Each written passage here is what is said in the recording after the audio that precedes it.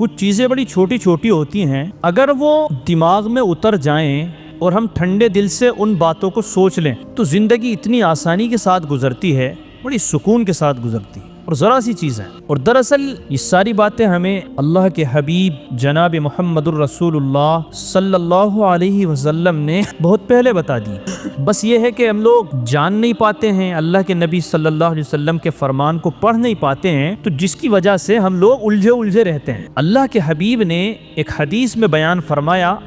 حضرت عبداللہ بن عمر رضی اللہ تعالیٰ عنہ فرماتے ہیں کہ حضور نے فرمایا کہ لمبی امیدیں مت باندھو، اس لیے کہ لمبی امیدیں باندھنے سے دل سخت ہوتا ہے، اور جب دل سخت ہوتا ہے تو سخت دل اللہ تعالیٰ سے دور ہوتا چلا جاتا ہے۔ یہ ایک حدیث ہے، اس حدیث کو اگر ہم سامنے رکھ کر کے اپنی زندگی کا موازنہ کریں اور تلنا کریں تو ہمیں لگے گا کہ ہم نے اپنے آپ کو خراب کر رکھا ہے صرف لمبی امیدوں سے۔ آج ہم ایک گھر کی مثال لیتے ہیں اور اس مثال سے ہی ساری چیزیں سمجھ میں آتی چلی جائیں گی کہ سب جگہ جتنے بھی جھگڑے اور فساد اور پریشانیاں ہیں تو وہ اسی وجہ سے ہیں کہ ہر آدمی نے امید دوسرے آدمی سے بڑھ کر لگا رکھی ہے۔ دیکھیے، ایک بیٹا ہے، ایک باپ ہے، بیٹے نے امید لگائی باپ سے اور کہا کہ آپ مجھے نیا آئی فون آیا ہے وہ دلا کے دیجئے، میں تو جب بھی پڑھنے کے لیے جاؤں گا مجھے جو ہے آپ آئی فون دلا کر کے دیجئے، 1.5 لاکھ روپے کا آ رہا ہے، 1.25 لاکھ روپے کا آ رہا ہے، مجھے وہی چاہیے ہے۔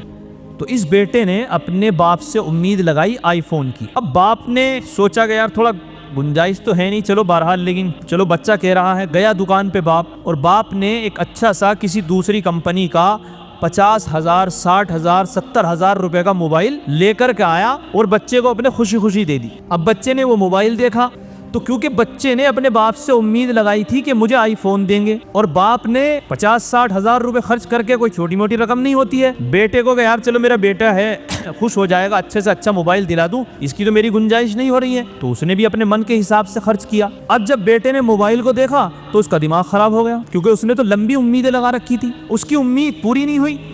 تو اب بیٹا باپ سے ناراض، دماغ خراب اس کو کہ اتنا نہیں ہو سکتا، اولاد کے لیے اتنا نہیں کر سکتے، اب بس وہ اپنے باپ سے جو ہے اندر اندر کڑ رہا ہے۔ ادھر باپ نے جب بیٹے کی یہ حالت دیکھی تو باپ اندر سے اس سے کڑ رہا ہے کہ یار اس کو شرم ہی نہیں آ رہی، مطلب میں نے 50-60 ہزار روپے اس کی خوشی کے لیے خرچ کر دیے اور اس کو خوشی میں خوشی نہیں ہو رہی ہے۔ تو یہ ہے لمبی امیدیں۔ شوہر بیوی کے مسئلے کو لے لیجئے، اب بیوی امید لگا کر کے بیٹھی ہے کہ صاحب شادی آ رہی ہے کسی رشتہ دار کے، تو اب کے جو ہے میں نے ان سے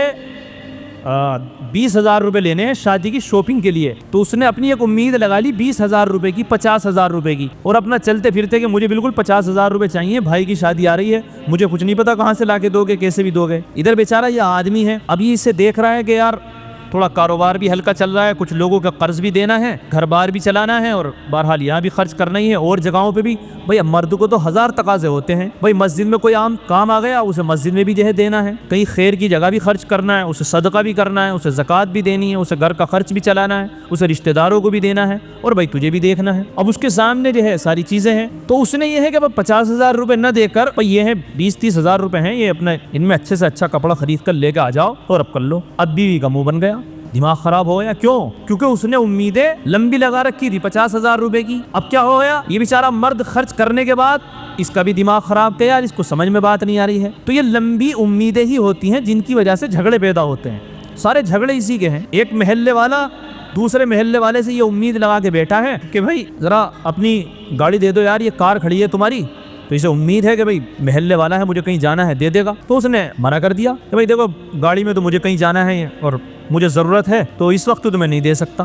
تو دماغ کے اندر جو ہے ٹینشن شروع کہ یار بتاؤ گاڑی کو منع کر دیا۔ تو یہ امیدیں ہم جو لگا کے رکھتے ہیں وہ بڑھ کر کے لگاتے ہیں اور پھر وہ پوری نہیں ہوتی ہے، وہ ٹوٹتی ہے۔ تو اس سے کیا ہوتا ہے، اللہ کے نبی صلی اللہ علیہ وسلم نے بتایا کہ دل میں فرق پڑتا ہے، دلوں کے اندر فرق پڑتا ہے۔ اس محلے والے نے گاڑی نہیں دی، اس کی اپنی ضرورت تھی، یہ ضرورت کی وجہ سے نہیں دیا، اس نے اس سے زیادہ امید لگا رکھی تھی کہ ہمیں تھوڑی منع کر دے گا، اس نے منع کر دیا، تو دل میں فرق آنا شروع ہو گیا۔ اب اس کی طرف سے نا سختی پیدا ہونی شروع ہو جائے گی، چھوڑ پرے کو یار ختم کر، کل کو ہمارا موقع نہیں پڑے گا، کل کو ان کا موقع نہیں پڑے گا، بھائی یہیں سے سختی شروع ہو گئی۔ اور جب دلوں کے اندر سختی آتی ہے تو اللہ کے حبیب صلی اللہ علیہ وسلم نے بیان فرمایا کہ یہ دل اللہ سے دور ہونے شروع ہو جاتے ہیں۔ اللہ سے دور ہونے کا مطلب یہ ہے کہ پھر جو جائز حقوق ہے ان کا بھی بندہ خیال نہیں کرتا۔ جس پڑوسی نے ایک دفعہ اس کو گاڑی کو منع کر دیا تو اب تو اگر جائز ضرورت بھی ہوگی نا تو یہ سوچ کے بیٹھا ہے کہ اس نے ایک دفعہ گاڑی کو منع کیا تھا، اب اگر اسے ضرورت بھی پڑے گی نا کہ اگر پانی کی ضرورت پڑ گئی موٹر لگانے کی، تو یہ دماغ میں لگا کے بیٹھا ہے سارے حقوق جو اللہ نے بتا رکھے ہیں نا پڑوسی کے ہوں گے ایک طرف، اس نے گاڑی کو منع کیا تھا۔ یہ ہے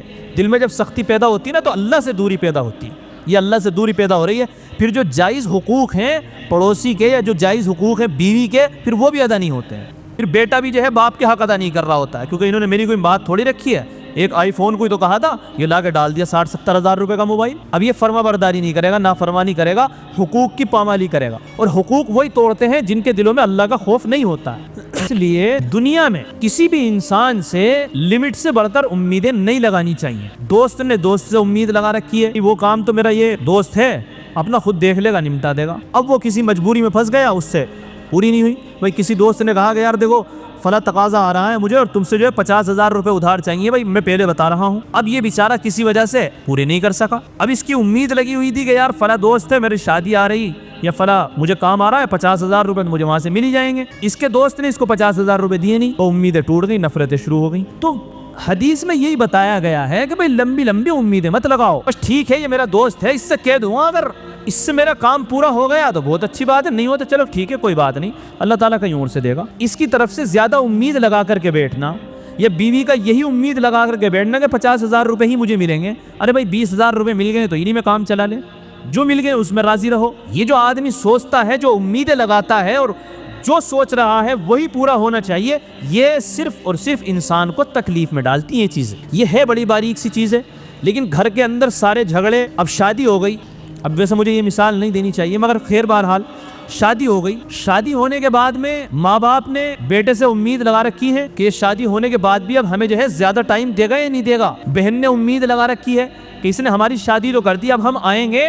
تو یہ اب ہمارے ساتھ اور اچھا معاملہ کرے گا یا نہیں کرے گا، اور وہ بیچارہ زندگی میں کہیں مصروف ہو گیا، کسی وجہ سے جو اس نے سوچا تھا وہ نہیں کر پایا، تو اب بہن شکایتیں کر رہی، بالکل ہمارا تو بھائی بدل گیا، بھائی بہن سے شکایت کر رہا، بہن تو بالکل ہی بدل گئی، ہم نے بلایا تھا بالکل ہی نہیں آئی۔ یہ جتنی بھی شکایتیں ہو رہی ہیں نا، یہ زیادہ امید لگانے سے ہو رہی ہیں۔